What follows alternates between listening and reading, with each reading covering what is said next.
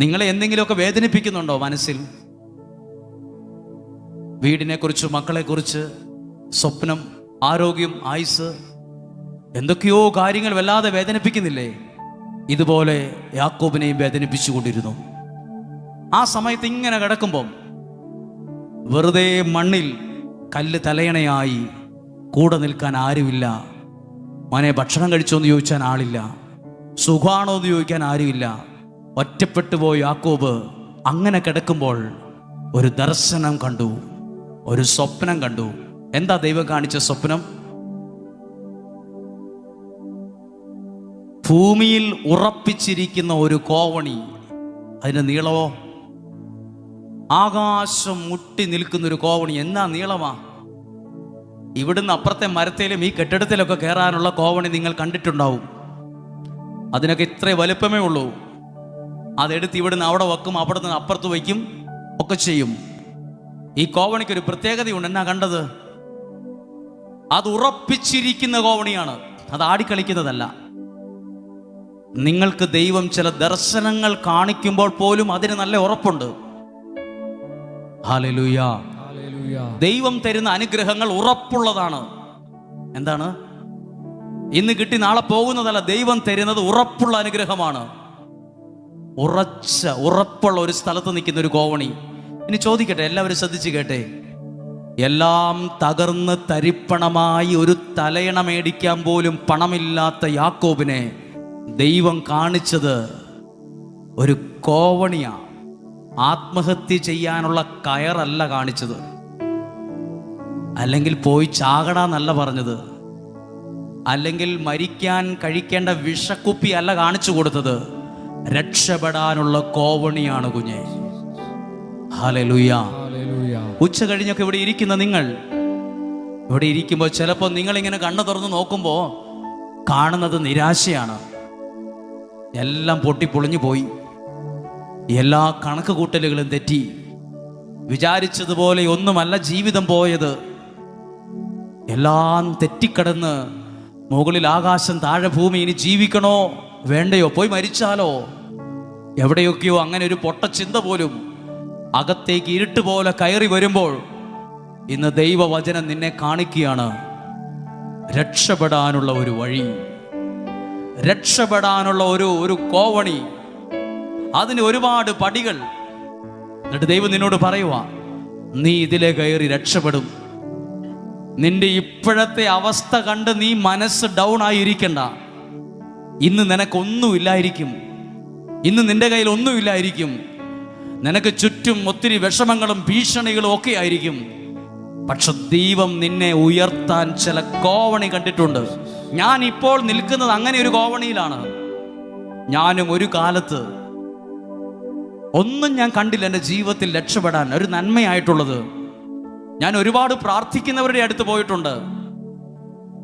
അവരെന്നോടൊരു നല്ല മെസ്സേജ് പോലും തന്നിട്ടില്ല. പരാതിയല്ല. എന്നോടൊരു മനുഷ്യൻ പറഞ്ഞു, അയാൾ വലിയ കൗൺസിലറാണ്, അയാൾ കണ്ണടച്ചാൽ മുഴുവൻ പറയും.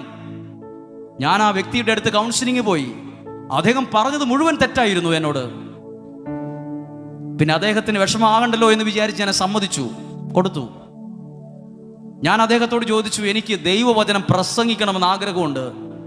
അദ്ദേഹം പ്രാർത്ഥിച്ചിട്ട് പറഞ്ഞു, ഞാനത് കാണുന്നില്ല. ഇപ്പോൾ ഞാൻ പ്രസംഗിക്കുന്നതോ? അപ്പോൾ ഏറ്റവും വലിയ കൗൺസിലർ കാണാത്തത് പോലും ദൈവം എനിക്ക് വേണ്ടി കണ്ടിട്ടുണ്ട്. ഇപ്പോൾ ഇവിടെ ഇരിക്കുന്ന നിങ്ങൾ ഒരു കൗൺസിലറിൻ്റെ അടുത്ത് പോയിട്ട് നിങ്ങൾക്ക് ചിലപ്പോൾ ഒരു മെസ്സേജ് കിട്ടിക്കാണില്ല. നിങ്ങൾ ഓർത്ത് കാണും, അയാൾ പ്രാർത്ഥിച്ചിട്ട് എന്നോട് രക്ഷപ്പെടുമെന്ന് പറഞ്ഞായിരുന്നെങ്കിൽ.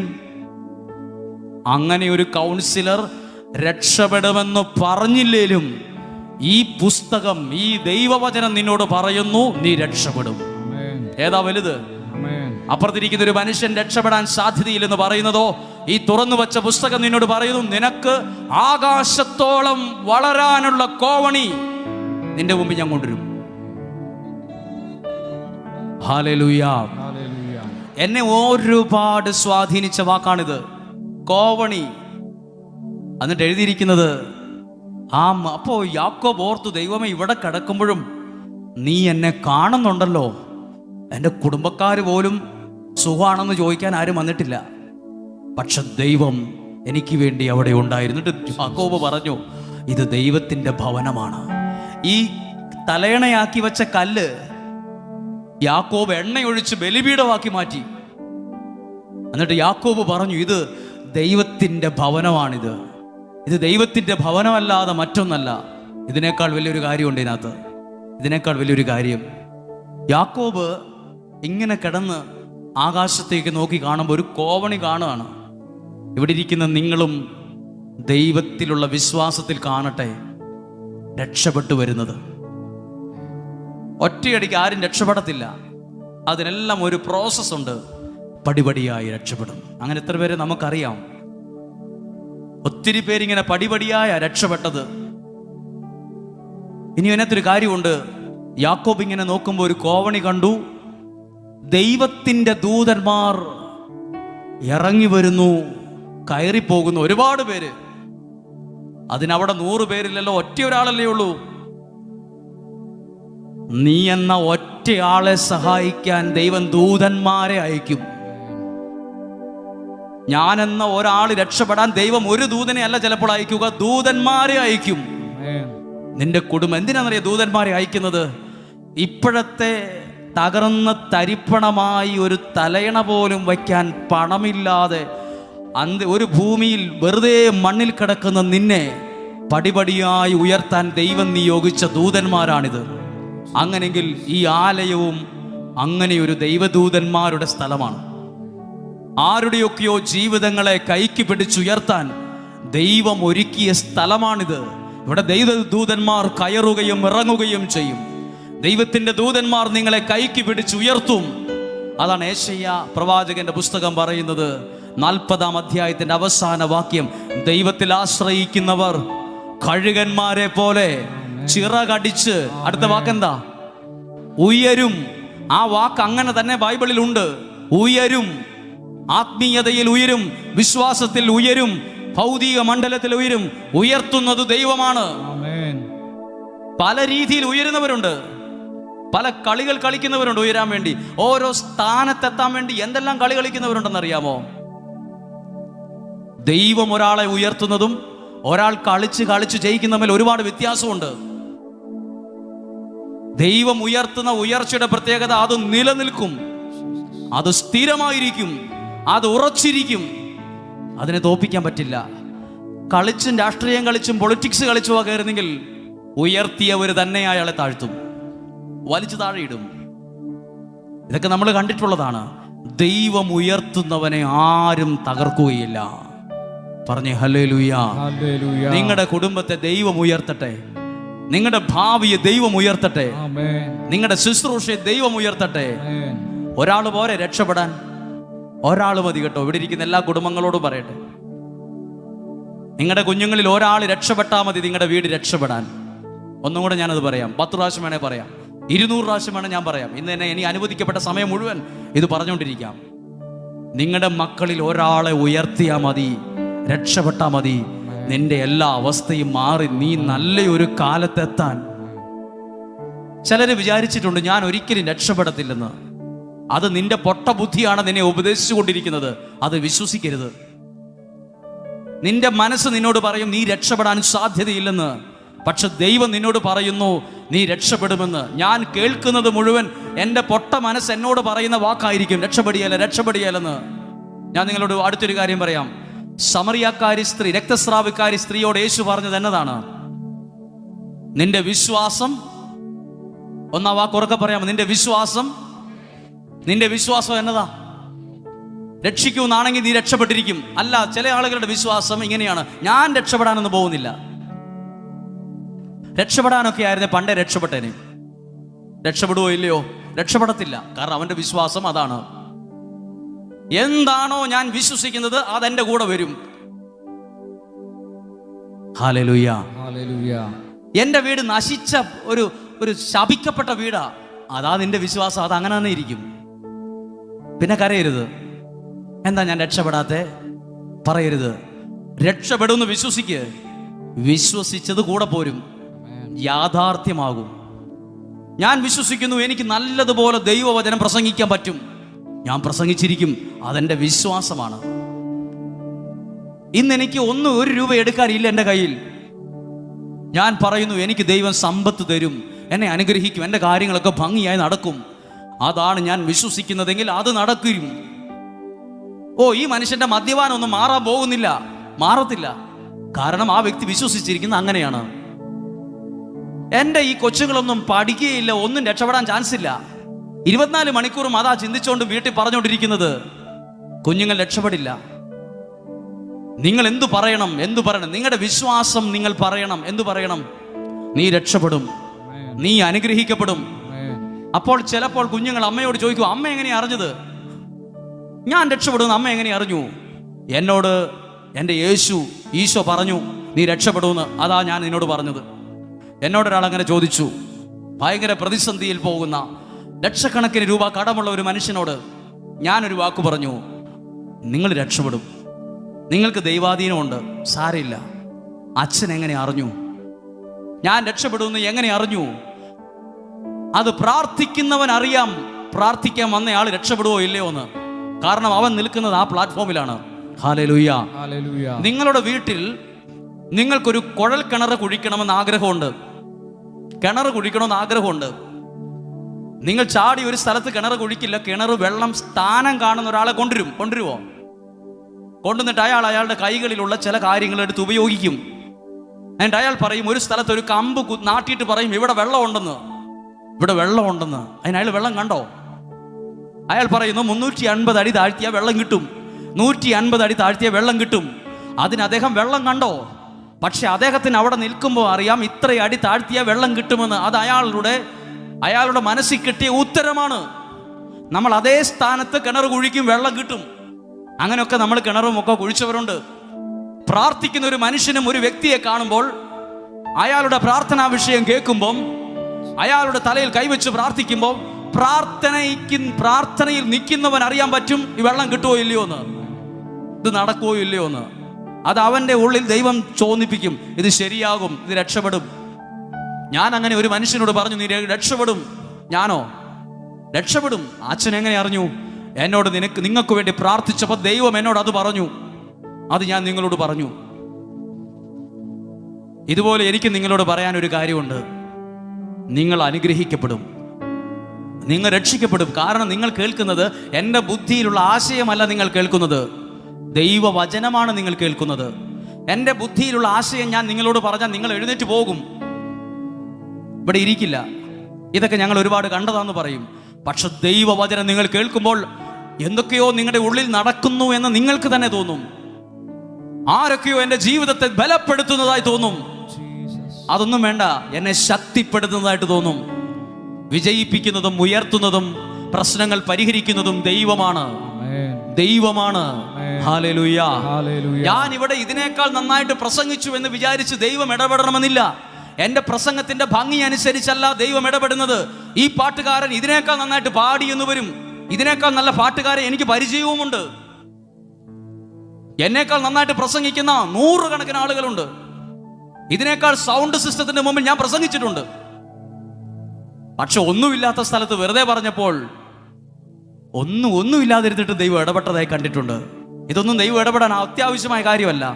നിങ്ങൾക്ക് നല്ലൊരു വിശ്വാസവും പ്രാർത്ഥനയുണ്ട്. ഒരു പാട്ടുകാരനും വേണമെന്നില്ല, ഒരു സിസ്റ്റവും വേണമെന്നില്ല. മനസ്സോടെയാ പ്രാർത്ഥിക്കുന്നെങ്കിൽ ദൈവം ഇടപെടാൻ തുടങ്ങും. എൻ്റെ കഴിവിനനുസരിച്ചല്ല ദൈവം ഇടപെടുന്നത്, ദൈവത്തിന്റെ ശക്തി അനുസരിച്ചാണ്. ഹല്ലേലൂയ. ഞാൻ ഇപ്പോൾ പ്രസംഗിക്കുന്നത് ഞാൻ ഒണ്ടേലും ഇല്ലേലും നിങ്ങൾ അനുഗ്രഹിക്കപ്പെടേണ്ട വഴിയാണ്. നാളെ മാത്യു എന്ന പേരുള്ള അച്ഛൻ ഉണ്ടായിരിക്കാം, ഇല്ലായിരിക്കാം. നാളെ ഞാൻ ധ്യാനിപ്പിക്കുന്ന ആളായിരിക്കാം, അല്ലാതിരിക്കാം. ഞാൻ നാളെ ശുശ്രൂഷയെ നിർത്തിയെന്ന് വരാം. അതിനെ അടിസ്ഥാനപ്പെടുത്തിയല്ല നിങ്ങൾ ജീവിക്കേണ്ടത്. ഞാൻ ഉണ്ടേലും ഇല്ലേലും നിങ്ങൾ അനുഗ്രഹിക്കപ്പെടാനുള്ള വഴി നിങ്ങൾ അറിഞ്ഞിരിക്കണം. അനുഗ്രഹമാകാനുള്ള വഴിയാണ് കേൾക്കുന്ന ദൈവവചനം. അതൊരു വ്യക്തിയെ ആശ്രയിച്ചല്ല ഇരിക്കുന്നത്, നിങ്ങളുടെ വിശ്വാസത്തിനനുസരിച്ചാണ്. ഞാൻ നാളെ ഉണ്ടാകാം, ഞാൻ നാളെ ഇല്ലാതിരിക്കാം. എനിക്ക് വലിയ ശുശ്രൂഷകൻ നാളെ കിട്ടിയെന്ന് വരാം, കിട്ടിയില്ലെന്ന് വരാം. നാളെ ധ്യാനത്തിന് വിളിക്കുമ്പോൾ ഞാൻ ആയതുകൊണ്ട് 5 പേര് വന്നെന്നിരിക്കാം, ചില സ്ഥലത്ത് 500 പേര് വന്നെന്നിരിക്കാം. പണ്ട് കുറെ പേര് വരുമായിരുന്നു, ഇപ്പോൾ അയാൾ പ്രസംഗിക്കുമ്പോൾ ആരും വരുന്നില്ല. സാരയില്ല, നാളെ അത് പ്രതീക്ഷിക്കണം. എപ്പോഴും ആൾക്കൂട്ടം ഉണ്ടാകുമെന്നോ എപ്പോഴും വലിയ ആളായി നടക്കാമെന്നോ ഞാൻ ചിന്തിക്കരുത്. ഇത് ദൈവം ഏൽപ്പിച്ചൊരു നിയോഗമാണ്. അങ്ങനെയാ ഞാൻ ഇവിടെ നിൽക്കുന്നത്. നാളെ അപ്പുറത്ത് ധ്യാനം നടക്കുമ്പോൾ 10,000 പേര് വരാൻ വേണ്ടിയുള്ള പ്രസംഗമല്ല ഇവിടെ നടക്കുന്നത്. അല്ലെങ്കിൽ നാളെ എൻ്റെ യൂട്യൂബിലെ പ്രസംഗങ്ങൾ മുഴുവൻ എല്ലാവരും കേൾക്കണമെന്ന് സബ്സ്ക്രൈബ് ചെയ്യാൻ വേണ്ടി പറയണം വേണ്ടിയല്ല ഞാൻ ഇവിടെ വന്നത്. അതൊന്നും പറയാൻ വേണ്ടിയല്ല. ദൈവത്തിൻ്റെ വചനത്തിൻ്റെ ശക്തി നിങ്ങളോട് പറയാനാണ് ഞാൻ ഇവിടെ വന്നത്. അത് പറഞ്ഞ് ഞാൻ പോകും. ദൈവത്തിൻ്റെ ശക്തി അറിയുമ്പോൾ എൻ്റെ ജീവിതത്തിൽ അത്ഭുതങ്ങൾ സംഭവിക്കും.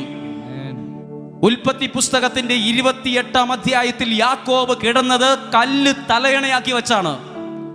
ഒരു ചായ കുടിക്കാൻ 10 രൂപ പോലും ഇല്ലാത്ത യാക്കോബ് ഒരൊറ്റ താള് പുറകോട്ട് മറിച്ചാൽ കാണുന്നത് യാക്കോബിന്റെ സമ്പത്ത് എന്നാണ്. യാക്കോബിന്റെ കയ്യിൽ സമ്പത്ത് വന്നപ്പോൾ എല്ലാവർക്കും അസൂയായി. എന്നിട്ട് ചോദിച്ചു, യാക്കോബേ, നിനക്ക് എങ്ങനെ ഇത്ര സമ്പത്ത് വന്നു? അപ്പോൾ യാക്കോബിന് ദൈവം കാണിച്ചു കൊടുത്തത് യാഥാർത്ഥ്യമായി.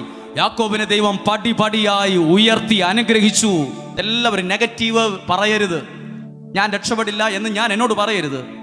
എൻ്റെ വീട് ഒരു മുടിഞ്ഞ വീടാണ് എന്ന് പറയരുത്. എൻ്റെ വീട് ഒരു ശപിക്കപ്പെട്ട വീടാണ്, എൻ്റെ ജീവിത പങ്കാളി കൊള്ളാത്തൊരു മനുഷ്യനാണ്, ഇതൊന്നും പറയരുത്. എൻ്റെ വീട് രക്ഷിക്കപ്പെടും, എൻ്റെ വീട് അനുഗ്രഹിക്കപ്പെടും. ഞാൻ പ്രാർത്ഥിക്കുന്നത് ദൈവത്തോടാണ്. എൻ്റെ ദൈവം എൻ്റെ പ്രാർത്ഥന കേൾക്കും. നിങ്ങൾ കുഞ്ഞുങ്ങൾ രക്ഷപ്പെടും. ഇന്നത്തെ സഹനങ്ങൾ മാറും, ഇന്നത്തെ പ്രതിസന്ധികൾ മാറും, ഈ രോഗം സൗഖ്യമാകും, എൻ്റെ പ്രയാസങ്ങൾ മാറും, എനിക്ക് നല്ല വീടുണ്ടാകും, എനിക്ക് നല്ലൊരു ആത്മീയ ജീവിതം ഉണ്ടാകും. അത് വിശ്വസിക്കാതെ യാഥാർത്ഥ്യമാകും. കാരണം യേശു രക്തസ്രാവക്കാരി സ്ത്രീയോട് പറഞ്ഞു, നിന്റെ വിശ്വാസം നിന്നെ രക്ഷിച്ചിരിക്കും. എന്താ വിശ്വസിക്കുന്നത് എന്നുള്ളത് അത്ര പ്രധാനമുള്ളതാണ്. അപ്പുറത്തെ ഒരു കൗൺസിലർ പ്രാർത്ഥിച്ചിട്ട് പറഞ്ഞു, ഭയങ്കര ബന്ധനമാണ്. ആ ബന്ധനമാണെന്ന് പറഞ്ഞുകൊണ്ടിരുന്നാൽ നിങ്ങൾ എന്നും ആ ബന്ധനത്തിൽ കിടക്കും, എന്നും ആ ബന്ധനത്തിൽ കിടക്കും. എന്നിട്ട് നിങ്ങൾ തന്നെ പറയും, എന്ത് ബന്ധനമാണെന്ന് എനിക്ക് തന്നെ മനസ്സിലാകുന്നില്ല എന്ന്. എപ്പോഴും ബന്ധനം ബന്ധനം എന്ന് പറഞ്ഞാൽ ബന്ധനം ബന്ധനം ബന്ധനം തന്നെ പാരിൽ അങ്ങനെ തന്നെ ഇരിക്കും. എപ്പോഴും ബന്ധനമല്ല, എപ്പോഴും പറ ദൈവം എന്നെ അനുഗ്രഹിക്കും. അപ്പോൾ തന്നെ നിങ്ങൾ അങ്ങനെ ഒരു വിശ്വാസത്തിന്റെ വാക്കു പറയുമ്പോൾ ഏത് ചെങ്ങലകളുടെ ആദ്യത്തെ കണ്ണി പൊട്ടും, അത് പൊട്ടി, അതിന്റെ ബലം ക്ഷയിച്ചു. കാരണം നിങ്ങൾ വിശ്വാസമാണ് പറയുന്നത്, ദൈവത്തിലുള്ള വിശ്വാസം. അത് പറയണം. കാറെ കയറുമ്പം, വണ്ടി സ്റ്റാർട്ടാക്കി പോകുമ്പോൾ ദൈവം അനുഗ്രഹിക്കും, ദൈവം സഹായിക്കും എന്നൊക്കെ ഒന്ന് പറഞ്ഞു നോക്കിക്കേ. ബൈബിളിലെ യേശു പറഞ്ഞിട്ടുണ്ട്, നിന്റെ വിശ്വാസം നിന്നെ രക്ഷിക്കുമെന്ന്. നിന്റെ വിശ്വാസം നിന്നെ രക്ഷിക്കും. നിന്റെ ഈ ഒരു വിശ്വാസം നിന്നെ രക്ഷിക്കും. ഒരാളിങ്ങനെ പറഞ്ഞു, ഞങ്ങളുടെ കുടുംബത്തിലെ ആൾക്കാരൊക്കെ പെട്ടെന്ന് രോഗിയാകുന്ന ഒരു അവസ്ഥയുണ്ട്, ഞാനും രോഗിയാകും. അയാൾ രോഗിയായി. കാരണം അല്ലാത്ത സമയത്തും അയാൾ വിശ്വസിച്ചുകൊണ്ട് രോഗമാകും എന്നാണ്. അയാൾ വിശ്വസിച്ച് അയാളുടെ കൂടെ വന്നു. ഇന്നലെ വരെയുള്ള സമയത്ത് രോഗമാണെങ്കിലും നിങ്ങൾ വിശ്വസിക്കണം, എനിക്കൊരു രോഗവും വരാൻ ദൈവം സമ്മതിക്കുകയില്ല. എൻ്റെ ഇടതുവശത്ത് 1000-ങ്ങളും വലതുവശത്ത് 10,000-ങ്ങളും വീണേക്കാം, എങ്കിലും നിനക്ക് ഒരു കുറവും ഒരു അനർത്ഥവും വരികയില്ല. ഇത് ഞാൻ വിശ്വസിക്കുന്നത്. എൻ്റെ വിശ്വാസം എൻ്റെ അനുഭവമാണ്, അതെൻ്റെ സാക്ഷ്യമായി മാറും. നല്ലത് വിശ്വസിക്കണം, നല്ലത് വിശ്വസിക്കണം. ബൈബിൾ പറഞ്ഞതനുസരിച്ച് വിശ്വസിക്കണം. വിശ്വസിക്കുന്നത് നിങ്ങളുടെ ജീവിതത്തിൽ വരും. അത് എത്ര പ്രാവശ്യം പറയണമെന്ന് എനിക്ക് അറിയത്തില്ല, അത്രയും പ്രാവശ്യം പറഞ്ഞോണം. ഞാൻ അനുഗ്രഹിക്കപ്പെടും. ഞാനിത് പണ്ട് പറയുമായിരുന്നു, എനിക്ക് എന്നെ പോലും ഇഷ്ടമല്ലായിരുന്നു. അപ്പോൾ എന്നോട് അതൊരാൾ പറഞ്ഞു. ഞാൻ കണ്ണാടി നോക്കിയിട്ട് എന്നോട് തന്നെ പറഞ്ഞിട്ടുണ്ട്, എനിക്ക് നിന്നെ ഇഷ്ടമല്ല എന്ന്. ഞാൻ എന്നോടൊരാൾ ചോദിച്ചു, നിനക്ക് പോലും നിന്നെ ഇഷ്ടമില്ലേ? ആദ്യം നീ നിന്നെ സ്നേഹിക്ക്. പിന്നീട് ഞാൻ പ്രാർത്ഥിച്ചപ്പോൾ എനിക്കൊരാൾ വ്യക്തി മറുപടി നൽകി, നീ പോലും ഇഷ്ടപ്പെടാത്ത നിന്നെ ദൈവം ഇഷ്ടപ്പെട്ടിട്ടുള്ള കാര്യം നീ മറക്കരുത്. പിന്നീട് ഞാൻ നല്ല വിശ്വാസം പറയാൻ തുടങ്ങി. ദൈവം എന്നെ അനുഗ്രഹിക്കും, ദൈവം എന്നെ സഹായിക്കും, എനിക്ക് ശുശ്രൂഷകൾ തരും, എനിക്ക് വചനം പ്രഘോഷിക്കാനുള്ള കഴിവ് തരും, ശുശ്രൂഷകൾ എന്നെ ദൈവം ഏൽപ്പിക്കും. ഞാൻ വിശ്വസിച്ചത് എൻ്റെ ജീവിതത്തിൽ ഇന്നുണ്ട്. ഞാൻ അതുകൊണ്ടാണ് പ്രസംഗിക്കുന്നത്. ഞാൻ വിശ്വസിച്ചത് എൻ്റെ ജീവിതത്തിൽ ഉണ്ടെന്ന്. ഹല്ലേലൂയ.